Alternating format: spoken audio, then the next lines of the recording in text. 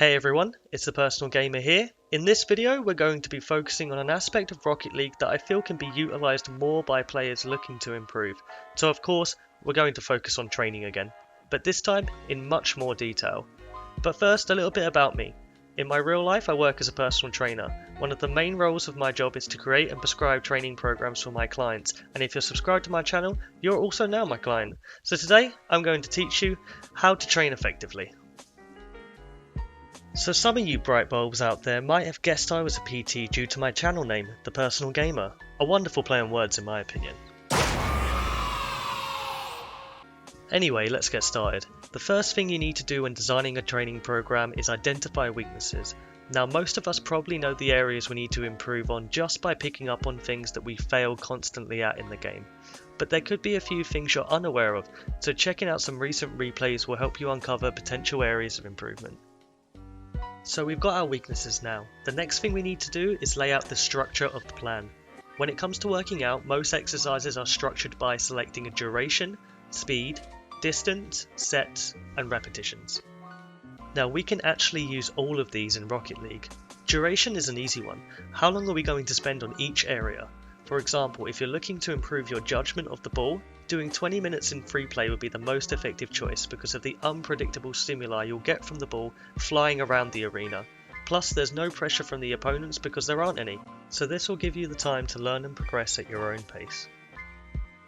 The other four are best applied to training packs. The sets and reps have already been done for you. The pack will be the set and the amount of different scenarios will be the reps. Each shot will have different distances and you can check the speed of your goals in the replays. But this is stuff we already know, so we need to break it down further. In the gym, a majority of the exercises you can do will have regressions and progressions, which are changes to the exercise that will make the movement easier or more difficult. This concept can be applied to your training packs. Here's an example. Say you want to learn how to hit aerial goals. The first thing you need to focus on is just making contact with the ball. Don't worry about where it's going, just time the car in the air to meet the ball and make contact. Once you can do that, you can progress to hitting the target. Set yourself a goal to hit the ball 3 times into the net before moving on to the next shot.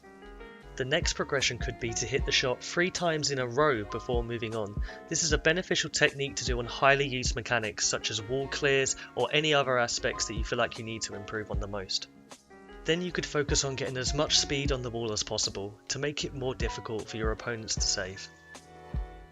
The final progression could be to meet the ball earlier. Once you get to Champ 2 and above, opponents are going to be reacting faster and have much more aerial presence, so beating them to the ball becomes an essential skill. Also, throwing in some air rolls and freestyles to the mechanic doesn't hurt either.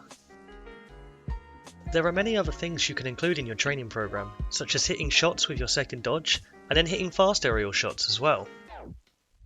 There's also in-game scenarios you experience a lot, such as clearing the ball, that will require different mechanics based on the situation.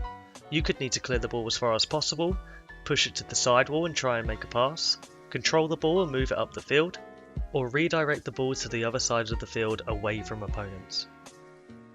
So all this structure and focus on fundamental mechanics might be boring the life out of you right now, but I remember Sunless Khan quoting someone about how playing 1v1 is like eating your vegetables. So I'm going to quote Sunless quoting someone else by saying that training meticulously like this is like eating your vegetables. You know it's good for you, but you don't really like doing it, but you should do it anyway if you want to grow up into a big, strong GC player. But it doesn't have to be all work and no play. You should pick a few mechanics that you've always wanted to pull off, or perfect ones that you enjoy doing.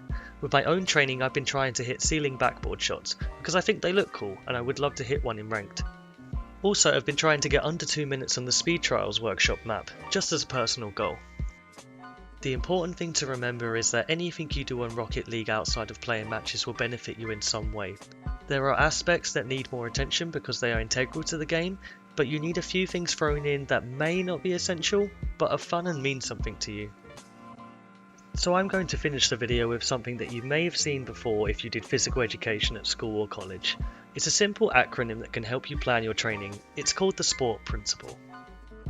The S is specificity, making the training specific to your goals. It's a pretty obvious one really, and it's also really difficult to say, so I'm not going to cover it again.